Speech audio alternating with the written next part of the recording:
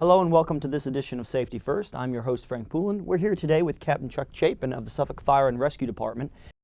Thanks for joining us. Certainly. Now, we're going to talk a little bit today about National Fire Prevention Week. Yes. Now, this is a big push that happens every year and has happened since like 1922 or something, correct? Yes. The National Fire Protection Agency, or NFPA, brought online Fire Prevention Week, and every year there's a different theme associated with Fire Prevention Week. Okay. As it continues, it's usually the first full week in October is set aside for Fire Prevention Week, and then each year the theme details different things to help the community when it comes to fire prevention. Yeah. And so what's this year's theme? This year's theme, Fire Prevention Week, will be October 4th through October 10th, and this year's theme is Hear the Beep Where You Sleep. Okay, and that has to do with smoke alarms in your house? Correct. Stuff like that? The campaign this year is really promoting having smoke detectors in all of your bedrooms. Okay. What we found is before, smoke detectors were normally put in the common areas of hallways outside of the bedrooms. Mm-hmm. When the smoke detector activated, a lot of times people wouldn't hear the smoke alarm, or they would hear it and it would be a time period where there was time for that smoke to continue to accumulate, the fire to continue to grow. And what they were finding was that a lot of home deaths were being attributed to not hearing the smoke detectors. Huh. Because you had the doors closed or whatever? And correct. So what they've found now with studies is that if everybody has a working smoke detector in their bedroom, if the detector in the hallway activates and the smoke gets into your bedroom, your smoke alarm in your bedroom is going to activate. In turn, it should awaken you, alert you that there's a problem, and help you to early egress your house prior to the fire spreading or possibly you becoming trapped in the house. And then so this way you're trying to prevent your only awareness being the fire itself. So this way here the smoke alarm is your first response. Correct. You can get out of there. And is that typical in households these days that they have them in the bedrooms, or everything that the fire code is driving now is having smoke detectors. NFPA recommends that you have them in the bedrooms. Okay. And one of the big pushes that they're making now is having interconnected smoke detectors, meaning that they're hardwired, and they're hardwired throughout the house. Okay. So if one goes off, the other goes off? Correct. Okay. If one goes off in the house, all of them are going to go off in the house. Oh, that's a good idea. And what that allows for is that early notification that there's a problem or the detector is activated, and it may be the detector activated outside of the kitchen. Okay. But it's also going to go off in the upstairs bedrooms if you have a basement, and it will go off in your basement if you have them all interconnected. So if one goes off, they'll all go off. So you really can get advanced warning. Yes, very much so. Okay, and I know a big thing is, make sure you check the batteries on your smoke alarms. Do a lot of them run on batteries nowadays, or are they switching to a different? Most of the detectors on the hardwired section where they're interconnected, they actually run off of regular current through the house, and then they have a battery backup. So in the event that you lose power, you still have that battery backup. What a lot of manufacturers have gone to now is they're making a 10-year smoke detector. And with the 10 years, it's a sealed battery within the detector that is supposed to last for 10 years. Oh, wow. You don't have to worry about changing the battery. When we change the clocks, whether spring and fall, we recommend changing batteries at that point.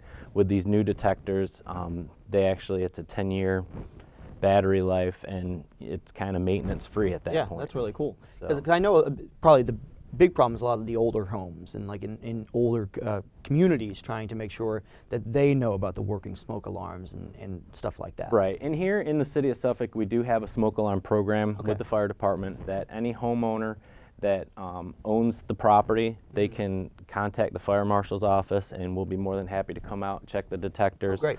I mean, we'll check it for any of the residents, but in the event that it's a rental property, it falls on the responsibility of the landlord to ensure that the detectors are working. So if we go in and find that they're not working, normally the tenant would notify the landlord, my smoke detector's not working, you need to replace it, or whatever the case is. And then if you own your home and you're lacking a detector or your detector isn't working, we'll come in and there's a small application process, Okay. and we'll install, a detector or two if needed to ensure that, everybody has a working smoke detector. And is definitely safe in their home. Absolutely. That's excellent. Now this is kind of an outreach program, right?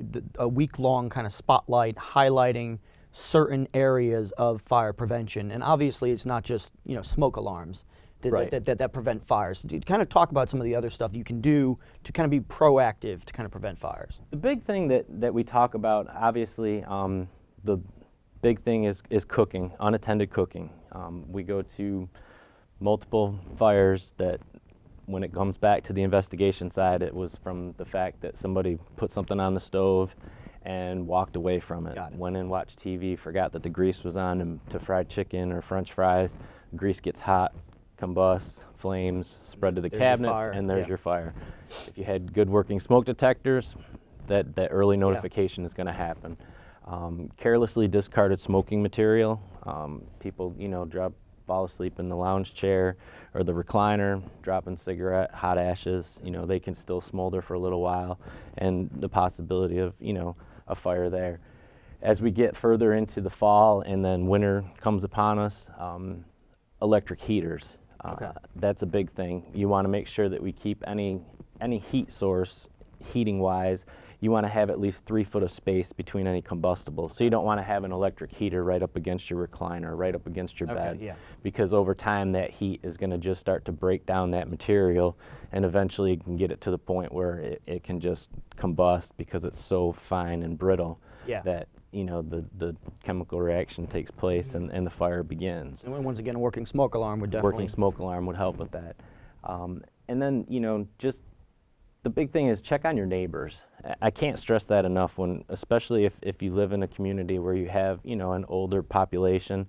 Don't be afraid to go over and just knock on the door and ask how, Miss Smith is doing. Miss Smith, are your smoke detectors working? Fire Prevention Week is this week. We're talking about here in the beep where you sleep, do you have a smoke detector in your bedroom? Do you have one close to your bedroom?